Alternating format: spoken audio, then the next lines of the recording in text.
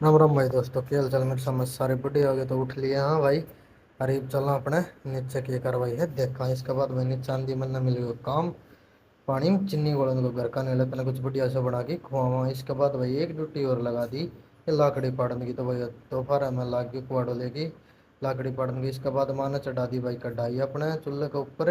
हर गेल को गेल माँ ने चून को बैटर तैयार कर लियो के बनाओ तो हमने आगे बताऊंगा। इसके बाद वही सामने से मौसम हो रही तो एक नंबर को और माँ लाग रही भाई बनाने मालपूड़ा।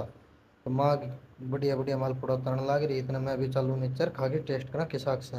तो भाई एक मालपूड़ो ले लिया और गेल ले ली है खीर। और भाई खा पी के जब मटन हो गया इसके बाद ओक्को मूड बने तो आग थी चुल्लम बढ़िया वाली, एक भर लियो ओक्को भाई। इसके बाद शाम ने तुम टाइम देख सको 5:30 तो ऊपर हो रहे हैं। और यह है शाम वाली चाय और गेल कटने लग रही है सब्जी जो कि टिंडसियाँ की है।